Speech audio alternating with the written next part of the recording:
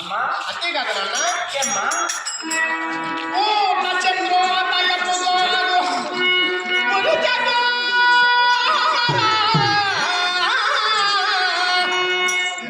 పూర్ణ చంద్రోదయ పుగోరు పురుజగోరా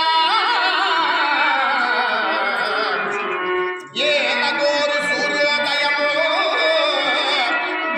ఇంద్రజనకు మునిరగానే గోరి పుట్టి ఏల దుర్యోధనుని విన్ని ఆగుదో తండ్రి పాపమనక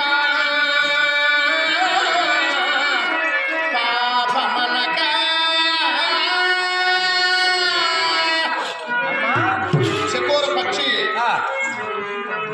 పౌర్ణమి నాటి చంద్రుడు అంటే చెకోరు పక్షికి ఎంతో ఇష్టం.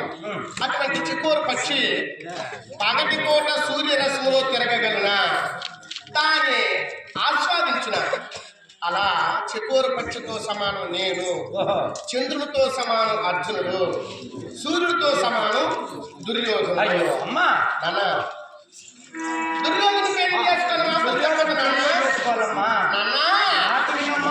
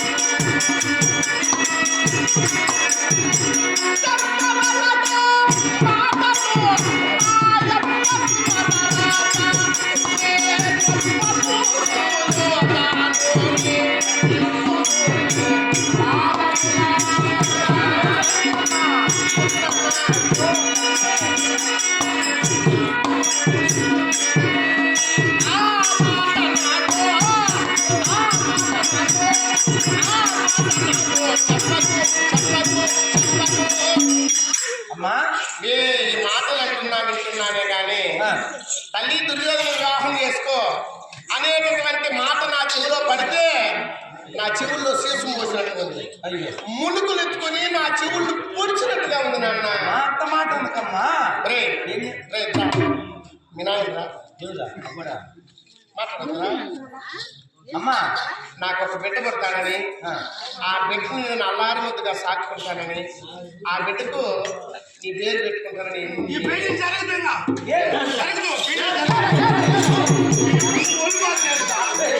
ఏం చేసింది? ఈ పెద్ద ఈమె టీ తెచ్చింది, ఆయన టీ తెచ్చినారు, ఇద్దరు కాఫీ కలపోసుకొని తాగేసి పేరు మేలుకునే చెప్పింది. నేను తెచ్చిన ఆమె తాగేసి పైపుతో కొట్టినట్టు ఏమి చేసినా సూదులు వేసినా కూడా మీ అమ్మకు బాగా రాసు వైద్యులు లేరా ఈ టైంలో ఏడపోయేదని చెప్పేసి ఆలోచన చేసి మార్పు ఎట్లా ఎట్లా పెళ్లి అయిపోయేదాకా నన్ను మలిగాల్చుడు చచ్చిపోని ఎవరు ఎవరు నేనున్నా మా పెళ్ళం ఉండదు, నాకు ఎవరు నొప్పి నా పెళ్ళం ఎట్లా? నీకు పెళ్ళం ఎంతమంది ఉండదు చూసి పెంచుకొస్తాను ఉండి సరే అని చెప్పేసి ఆలోచన చేసి ఆ పక్కన యూరియా పోతాను అవి కాదు దాన్ని అవే ఈ పైపుతో కొట్టినట్టు వస్తాడు చూడు పేదలు చూస్తే మళ్ళీ వచ్చేసింది. ఈ తూములో కదా చెత్త నిలబెడితే మళ్ళీ కుట్టుకుని మళ్ళీ ఆలోచన చేసి ఒరే రేపు పెళ్లి అయిపోవాలి మళ్ళీ ఎట్టనై పని చెప్పేసింది. ఒక గోతం చింపి ఆ బేదులు వస్తుంది స్కూర్ చేసింది, ఏడింగ్ చేసి పెట్టేసింది. ఇప్పుడు నిద్రపోతాండి మీ అమ్మ మీ పని చేస్తుంది.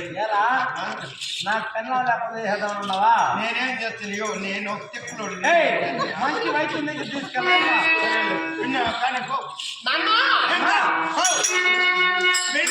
ఆకు ఒక్క కూడా తేవాలనా ఇంట్లో ఇంకా మాట్లాడలేదురా పెళ్లి ఇంకా కాలేదు పెళ్లి నిశ్చయం చేసిన వాళ్ళన్నీ తీసుకురా.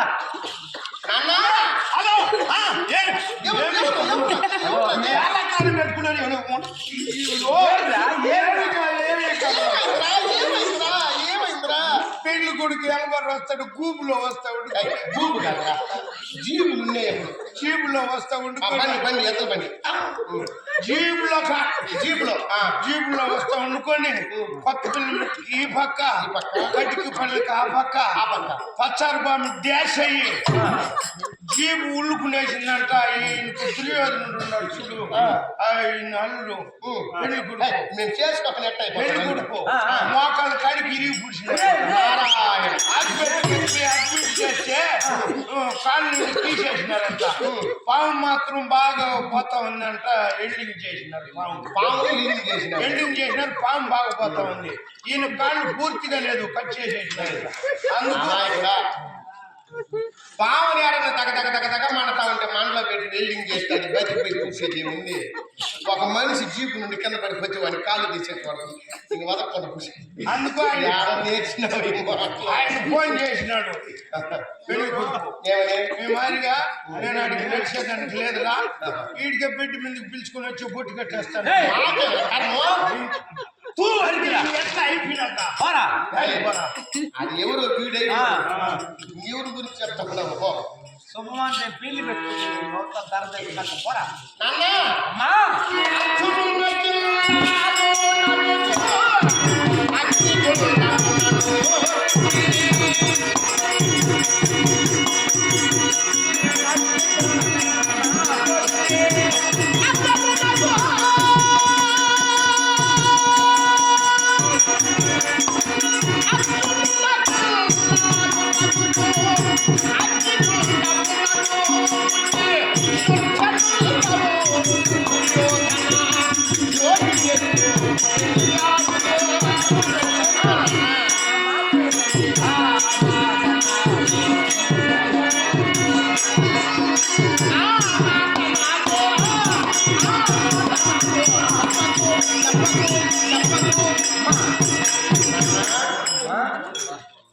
హరివీర భయంకరుడు విక్రమోపేతుడు అని ఆయన అపరిమిత బల సంపన్నుడు మేటి విలుకాడు విలువిద్దులో తనకు తానుగా సాటి నిలిచినటువంటి వాడు దైవాంశ సంభూతుడు అష్టదిక్పాలకు అధిపతి అయినటువంటి దేవేంద్రుని యొక్క వరప్రసాది అయి ద్రోణాచార్య యొక్క శిష్యునిగా విరాజిల్లుతూ తనకు తాను సాటిగా నిలిచినటువంటి విష్ణువును అర్ధాంశుడైనటువంటి అర్జునుడు ఎక్కడ దాయాది మత్సరంబు చేత దాయాదుల యొక్క ఆస్తిపాస్తులకు ఆశపడి వారిని జననీ సోదర సిద్ధముగా పరమ పవిత్రమైనటువంటి శైవ క్షేత్రం అనబడినటువంటి వారణవత పట్టణంలో వారిని లక్క ఇల్లు కట్టించి భస్మీపట్టణం గావించినటువంటి దురాత్ముడైనటువంటి దుర్యోధనుడు ఎక్కడ నాన్న అట్టి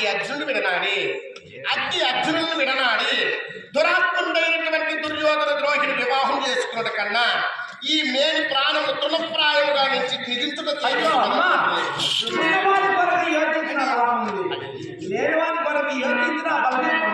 అర్జునుడు ఉన్నాడు నాన్న ఒకవేళ అర్జునుడు విడనాడి ఆ దుర్యోధను నేను పెళ్లి చేసుకున్నాను అనుకో మీ మాట్లాడకుండా కుక్కకు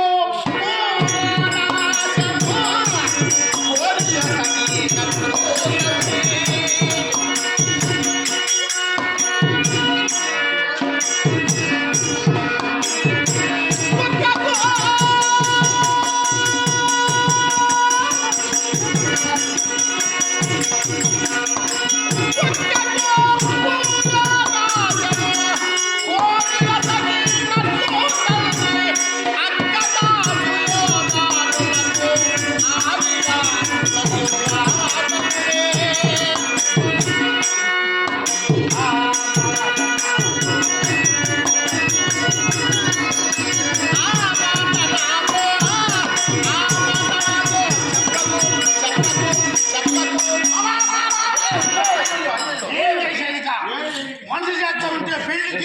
నిద్రపోయిన నేను కదా నోరు కొట్టుకోవాలి వాళ్ళకి ఇస్తానంటాను నువ్వు మీద కొట్టుకున్నావా ఓ మీ బాధ ఎలా పెట్టినారు నేను అన్ని పోయే కొద్ది కన్నీ షర్ట్ అయ్యాడు గుమ్మండి నేర్చుకోయా ఉన్నాయినా నేను చెప్తాను నా ఒట్టు నాయన అధికంగా పెట్టుకోవాలి ఇది కదా నిన్ను అడిగి పిండి పెట్టుకోవాలా యా టైంలో పెడతానని రావు కాలంలో మా దగ్గర బాపనోళ్ళు ఉన్నారు మంచి మంచి ఆయువాళ్ళు అంటూ ఉన్నారు వాళ్ళకంతా ఇది శాస్త్రం నువ్వు సాయి నీకు తెలిసినట్రా ఎందుకు చేయదు లక్షణం పెట్టేది నేను పెట్టినంటే లక్షణంగా ఆలోచించుడు సరిపోనిలే నాకెప్పుడు పిండి అనుకో దానికి ఒక లగ్నం చెప్పి చెప్తాం ఏం లేదు రావు కాలంలో ఎముగండంలో ఆ రావు కాలంలో పిండి చేసి ఎముగండంలో పొట్టు కట్టేది రావు కాలంలో నన్ను పిండి కూతురు చేసేది నన్ను పెట్టేది యమగండంలో పొట్టు కట్టించుకునేది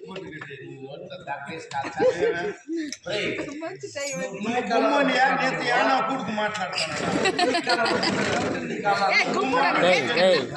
చెప్పేసిందా అన్నం చేసి అన్ని చేసి పెడతా ఉంటే వంట తీసుకొని పోతున్నాడు వంట అన్నం చేస్తాం నిన్న భోజనం చేస్తాను బాగానే ఉంది నూనెలో పడి కాలి పూడుతుంది ఏం చేసేది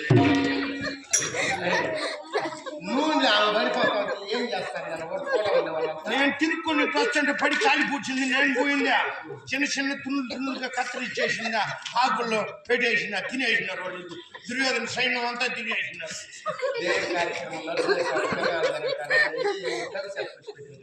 రేపు చెప్పినాడు ఆయన కానీ కాదు రేపు వస్త్రా బంధం మీకు గొంతులు బాగా కావాలా ఆ గుడికి తినేసి నీళ్లు పోసుకుని చెప్పినాడు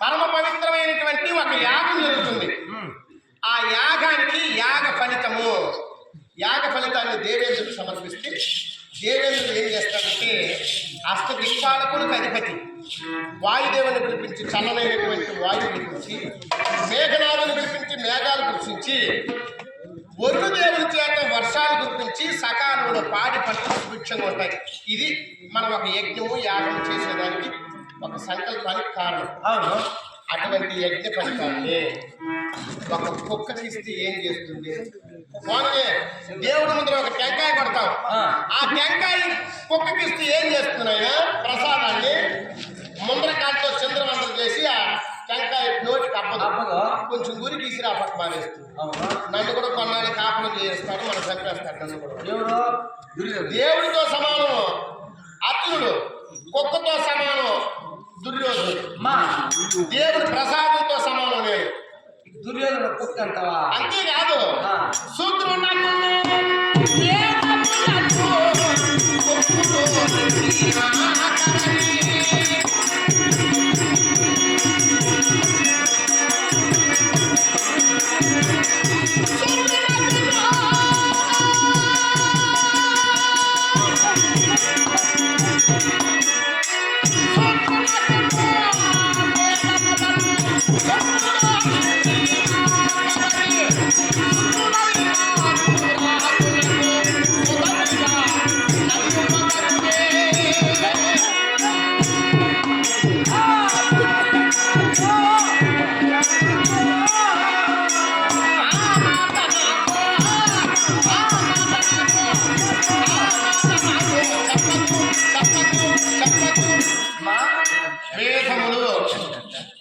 వేదములు పవిత్రమైనటువంటిది ఆ పవిత్రమైనటువంటి వేదాలను ఒక చదువుకున్నటువంటి అక్షరాక్షుడైనటువంటి వేద పండితుడు వేద బ్రాహ్మణుని చేతికిస్తే ఆ వేదాలను తీసుకుని కళ్ళకెత్తుకుని దాన్ని చదివి దానిలోని సారాంశాన్ని పామర జనములకు చదువు రానటువంటి వారికి నిరక్షర కుచ్చులేనటువంటి వారికి ప్రజలందరికీ వినిపించి వారి జ్ఞానాన్ని పెంపొందిస్తాడు ఇది వేదాల సారాంశం ఆ వేదాలను ఒక చదువు రానటువంటి నిరక్షర కుచ్చుడైనటువంటి ఒక అజ్ఞాని చేతికిచ్చామనుకో మరి ఏం చేస్తాడు వారికి చదివేదానికి శాతం వస్తే కదా దాన్ని చుట్టూ చూరులో పెట్టేస్తాడు రైట్ అందుకు చదువుకోవాలని సరేనా చదువు రానటువంటి వాడి చేతికి వేదాలు ఇస్తే ఎంత నిష్ప్రయోజనము నన్ను దుర్యోధనకి ఇస్తే అంత ప్రయోజనం లేకుండా పోతుంది అమ్మా అంతే కదా నాయనా అమ్మా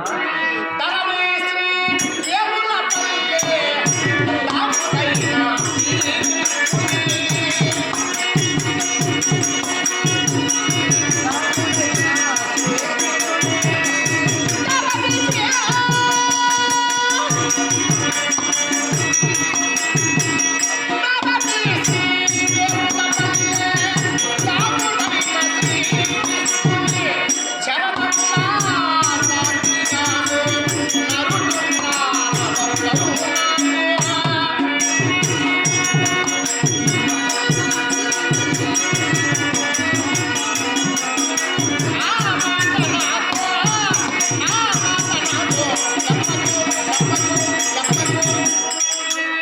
ఏనాటికైనా అర్జునుడే నా భర్త ఇంతేనే కదమ్మా అది కాదు. ఎప్పుడైతే నేను పుట్టానో పుట్టిన వెంటనే అర్జునుడు నీ భర్త అమ్మ అని నువ్వు చెప్పావు. అవును నీ మాట మేరకుండా నా మనస్సులో అర్జునుడు నా భర్త, అర్జునుడు నా భర్త, నా మనస్సులో ఆయన నాకు భర్త అయిపోయినాడు, నేను ఆయన భార్య అయిపోయినాడు. నా మనస్సు అతని స్వాధీనం అయిపోయింది. శరీరం మాత్రమే ఇక్కడ ఉంది నాన్న. అర్జునుడే నా మొగుడు. అర్జునుడే నీ భర్త. ఏనా ముందు అడుగు కనుక్కొని చెప్తా. మహారాజా ఎవరు? నమస్తే. ఎవరురా? ఆయన ధృతరాష్ట్రుడు ఫోన్ చేసినాడు. ధృతరాష్ట్రుడా? వాడు మా ఇంటికి ఫోన్ చేయనా? నాకు చేసినాడు. నీకేమో చేసినాడా? ఏవరా డిన్నర్ మా ఇంటికన్నా మీ ఇంటికన్నా అని అడుగుతున్నాడు. డిన్నరు? పెళ్లి కూతురు ఇంటికన్నా పెళ్లి కుట్టుకోడు ఇంటికన్నా అడుగుతున్నాడు. ఏయ్, పెళ్ళే చేయలేదు మళ్ళీ తెలియకపోయినావా? మళ్ళీ పెళ్లి అయినా కనుక్కోవద్దు, ముందు కనుక్కుంటే కదా. మహారాజరాజశ్రీ పెళ్లికి బిడ్డ మందిరా నీవేమైనా వాస్తవంగా అమరమైనటువంటి పెద్దలు సత్వాలే ఆడబిడ్డ ఎదిగినట్టు ఆడబిడ్డ ఇంట్లో ఉంటే ఒళ్ళు నిప్పుకొట్టుకున్నట్లే తల్లిదండ్రులకు ఆ సంతోషం లేదు. అవును తల్లి. తర్వాత వీడియోలో వీడియో సౌండ్ చేయట్లేదు. ఇది యూట్యూబ్లో పెట్టు. పాట ఎన్నెలేదు పెద్దలు పోల్చుకుంటే ఏదో సవిస్తారు చెప్తాను. గుమ్మండ్రా నలుగురు ఇంగ్లీష్ పని ఉండదు కొంచెం చెప్పుంటారు. ఫీలింగ్ చేసుకోను దేవుడు నుండి చెప్పాలి కూడా. నువ్వు చెప్పే వాళ్ళు కూడా ఎట్లా ఉండాలి తెలుసా? ఎట్లుండాలి? అర్జునుడికి సమానంగా ఉండాలి. అర్జునుడితో సమానమైనటువంటి అర్జునుడితో కూడా సమాధి కట్టేయాలంట.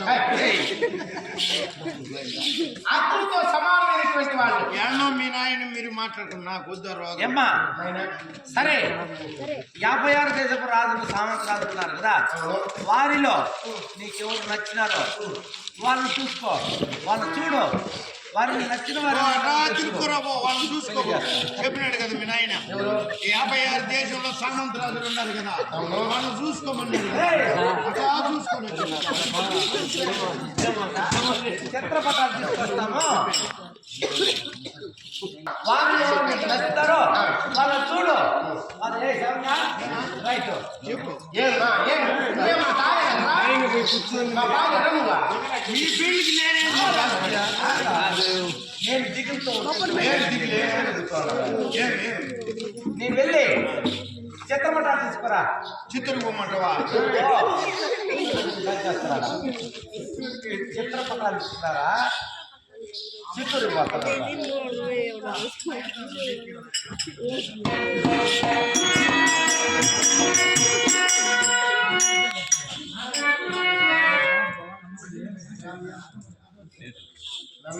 అమ్మా చిత్రపటాలు నేర్పోయాడు సార్. ఆ పైన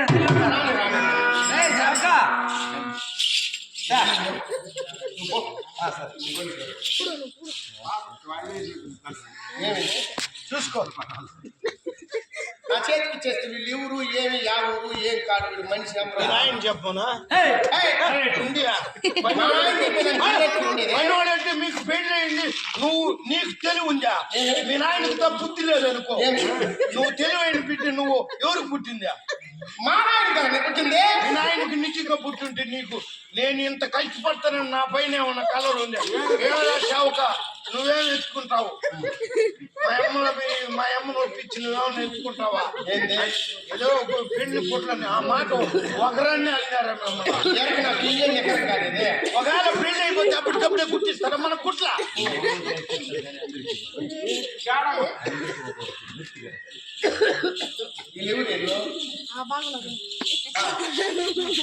ఎవరు ఉన్నా నీకా? ఓ, ఏంటి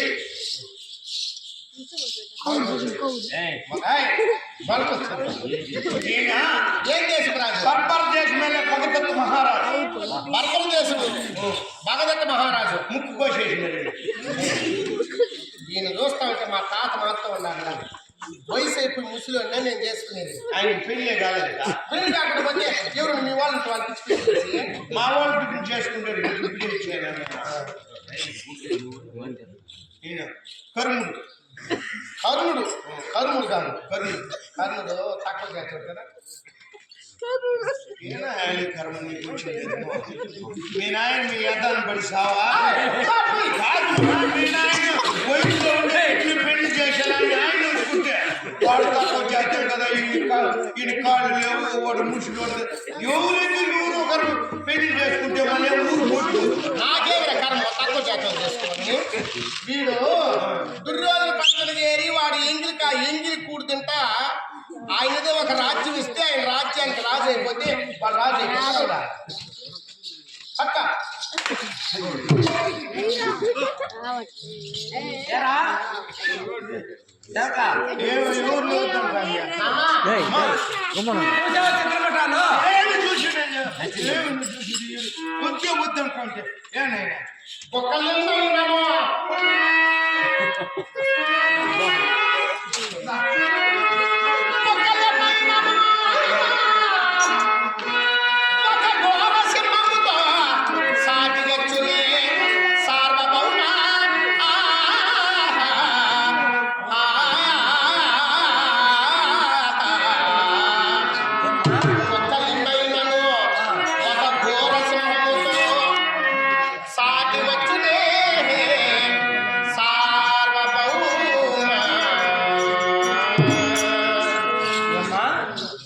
ఎన్ని కుక్కలైతే ఒక సింహంతో సమానం అయ్యేది నాయన ఒక్కలెవరు?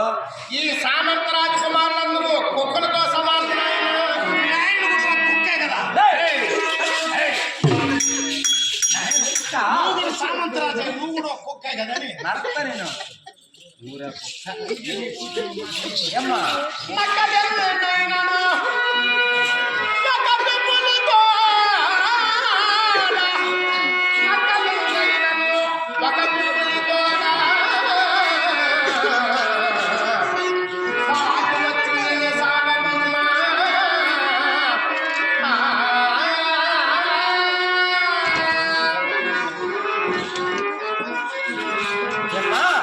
నక్కకు శరీరం అంతా చాట్లుంటాయి వెప్పులకి చిరుతుపులకి శరీరం అంతా చాట్లుంటాయి ఎన్ని నక్కలైతే ఒక బెబ్బులతో సమానమయ్యేది నాయన ఈ సామంత రాజకుమారులందరూ నక్కలతో సమానం అర్జునుడు ఒకటే బెబ్బులతో సమానం అవునాయన అవునా? అంతేకాదు అది సంబులన్నైనా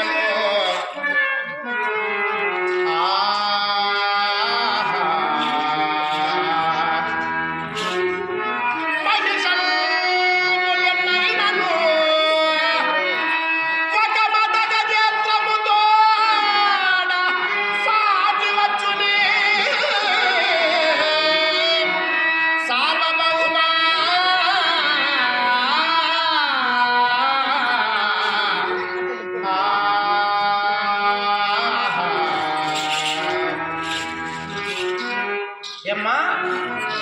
ఏడు నల్లగా ఉంటుంది దున్నపోతు నల్లగా ఉంటుంది అవునా? ఎన్ని దున్నపోతులైతే ఒక్క ఏనుగుతో సమానమయ్యేది నాయన దున్నపోతులు ఎవరు? ఏనుగు ఎవరమ్మా? ఈ సామంత రాజకుమారులందరూ దున్నపోతులతో సమానం నాయన నేనున్నా. అర్జునుడు ఒక్కడే పట్టపు ఏనుగుతో సమానం ఉందమ్మా చాలు.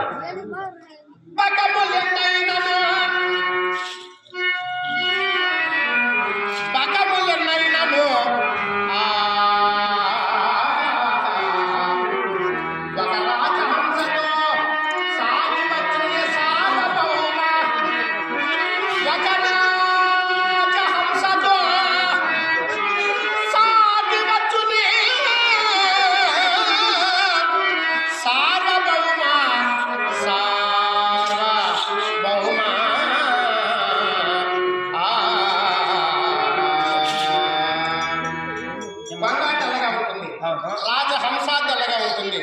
ఎన్ని కొంగలైతే ఒక రాజహంసతో సమానమయ్యేది. ఈ మాటలు ఎందుకు నాయన? అవని పతులందరైనను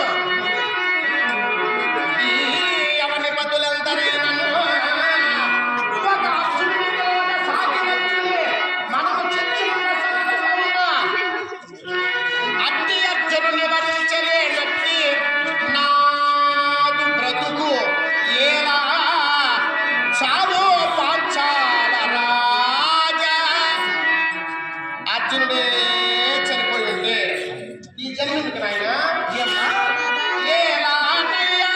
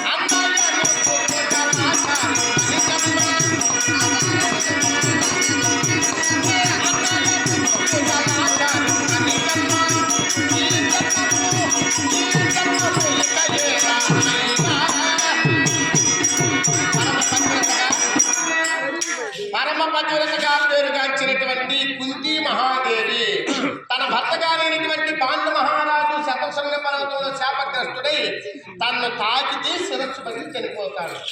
అటువంటి శాప కారణము చేత ఉండబడినటువంటి పాండురాజుని తాను తాకక దైవాంశ సంభూతులైనటువంటి పుత్రులు 5 మంది పడిసినటువంటి పతివ్రతగా కుంతీదేవి. ఆ కుంతీదేవి కోడలుగానటువంటి నా జన్మ యమధర్మరాజు అంశమును పుట్టినటువంటి ధర్మరాజుకు అమితమైన సంపన్నుడైనటువంటి వాయుపట్టిగా పేరుగాంచినటువంటి భీమసేనుకు ఇరువురికి మరదలుగానటువంటి జన్మ.